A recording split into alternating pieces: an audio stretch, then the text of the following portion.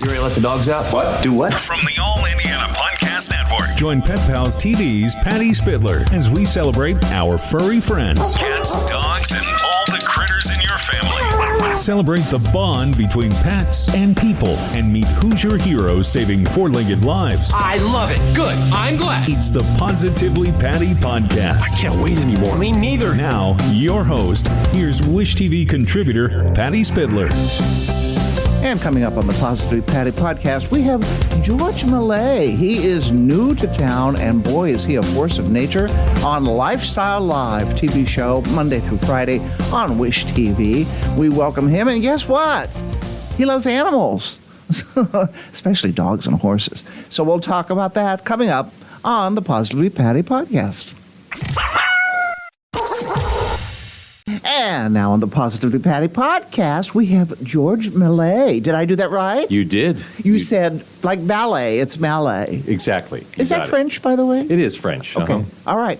Well, we have George with us today. George, as you probably know, is the new co-host, one of the co-hosts for Lifestyle Live. Did I do that right? You got that right, yes.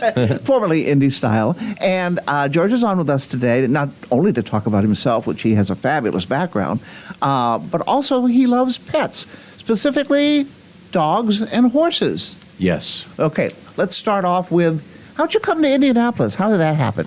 Well, I've been in the Midwest for probably about a third of my adult life. Okay. And I reunited through the magic of social media with a girl I had a massive crush on in high school, and that was not yesterday.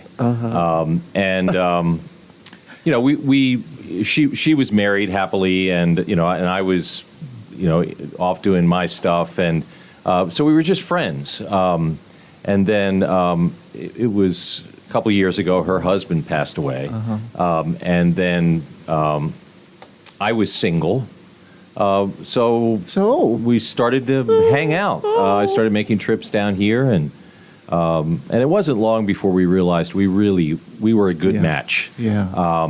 And married now. We are married. Ooh, yes. So that's congratulations.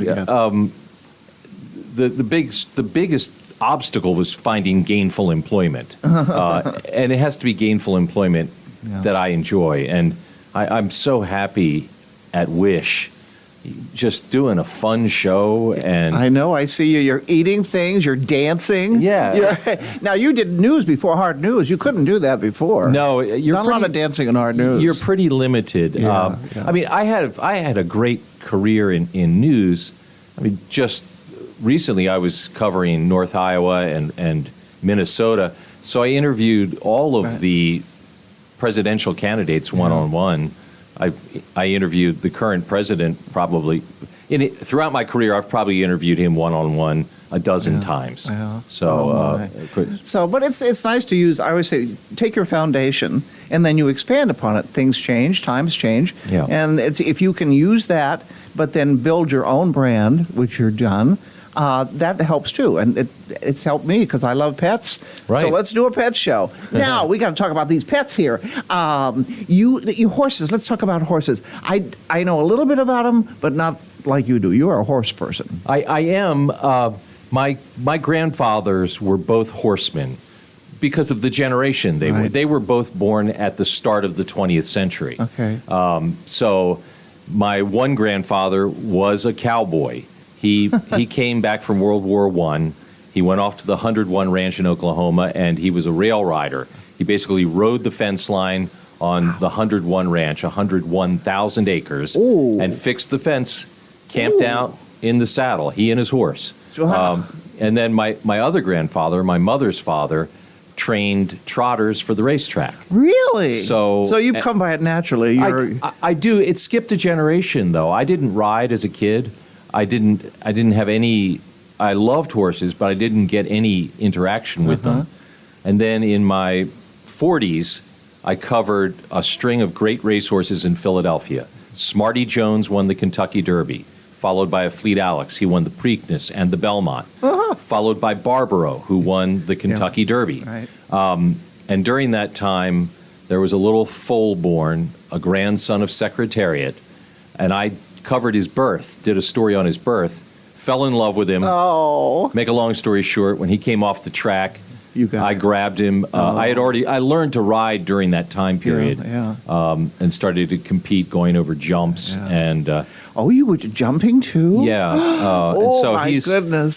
So Brahma was he was an athlete. He is an athlete. He's still doing it. I sold him to an eventer, and they compete in New York and Vermont.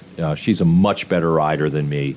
But my son is a rider. I see that on your Facebook page. He competes in barrel racing, poles. He did bull riding too for a while. What? Yeah. Yeah. Oh, I think I saw one of those pictures too. But that's a little scary. It's scary, and he's out of that now. He got injured last summer, but he retired as the reserve champion Pee-wee bull rider in the state of Wisconsin. Pee-wee bull rider? There's such a thing? Oh my goodness. He's young. He's 9. Oh so, my. Yeah. He's a little guy on top of a very big horse, but that shows that he has the personality and the strength, and the horse goes, I know he's in charge. So that's pretty cool. He's very good with animals overall. Oh yeah. Dogs, cats. There's a little rabbit that lives in his neighborhood, and I think Carrot is her name. I think she knows he's a vegetarian because she just hops up.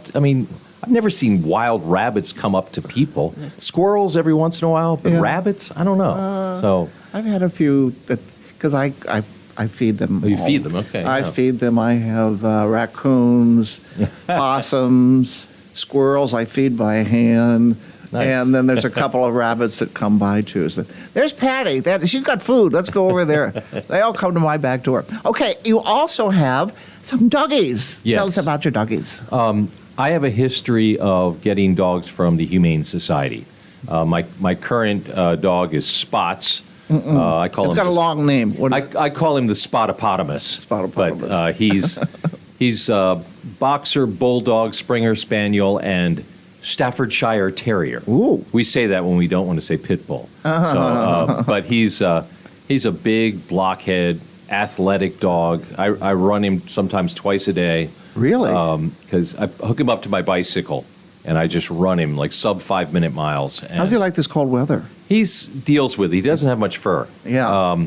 But he lived in Minnesota with me too. So he knows what he's doing. And he was. And you're moving too, so that's helpful. Yeah. Exercising. Okay. Yeah. But he was preceded by a dog I called Charlie. Charlie was another mutt that I got from the Wisconsin Humane Society, and he was a long-haired dog, so he liked this kind of weather. My Stowe dog, Stewie, loves it. Yeah. Loves it. Mabel puts her sweater on, goes out and goes pee-pee and comes back in. Wants nothing to do with it whatsoever. Speaking of snow dogs, Charlie's predecessor was Kubla, and she was a Siberian Husky. Ooh. And she was the classic beauty. Yeah. One blue eye, one brown eye, built. She was just she was built. She was muscle on muscle, and she had so much torque in her. I loved running with her.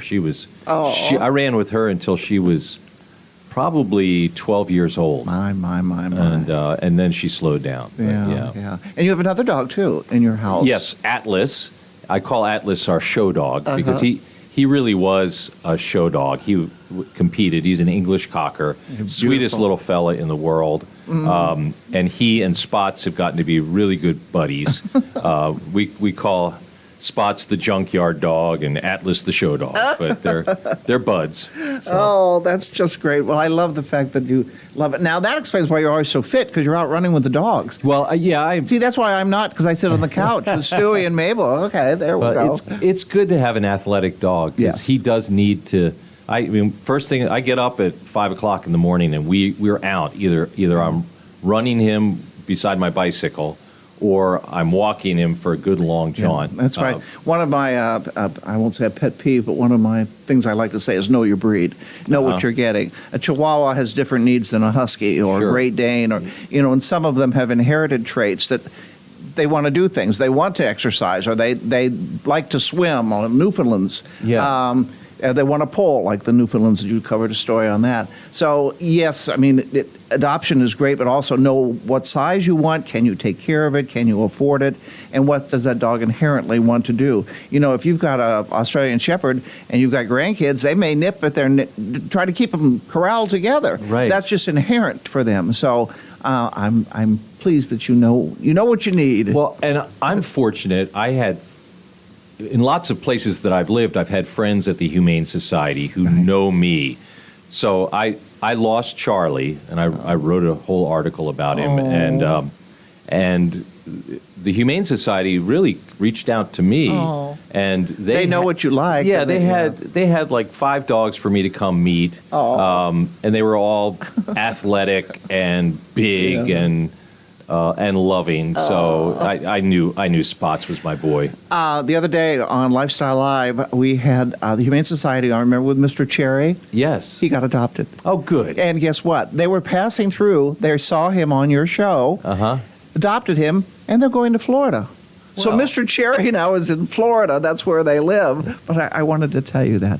Well, how do people get in touch with you if they want to? First off, if they want to see you, or if they want to reach out to you, what should they do? Well, I've got a professional Facebook page. Okay. I think it's Mallet Talent, but it's easy to find. Just search George Mallet on Facebook, and I've got and I answer my messages on there. So I'm on Twitter at George Mallet.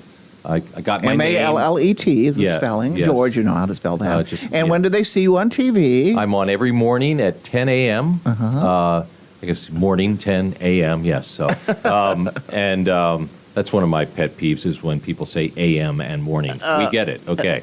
But yeah, 10 o'clock. And all live streaming as well. Yes. So you can watch anywhere in the world. on indiestyle.tv. So, not IndieStyle, lifestylelive.tv. It was called IndieStyle for a hot second. And I know. Well, you're now Lifestyle Live, and that gives you room to expand as well. We'll go into that some other day. Okay. And I'm very, very proud. And I said, what are the first thing I said when we did something together? We did a segment, and I had to stop and say, you've got a fabulous voice. Oh, thank you. You really do. Well, And I have, my hearing isn't that great. I can hear you. You can't get away with anything with me because I can hear you. I can hear your voice. okay, good. Okay. George Mallet, thank you so much. I recommend watching Lifestyle Live. I'm on a couple times myself, generally with a pet. And George does a fabulous job. So we welcome you to Indianapolis, and glad you're home. This is home now. Yes, it is. Thank you. And kiss your doggies for me. I will do that. Okay. And we'll have more on the Positively Patty podcast. So stay tuned. Discover more pet-friendly stories at PetPalsTV.com and stay with Wish TV online at WishTV.com and when you follow Wish TV on Facebook. Be sure to like and subscribe to this podcast and discover more great podcasts from the All Indiana Podcast Network now at AllIndianaPodcastNetwork.com.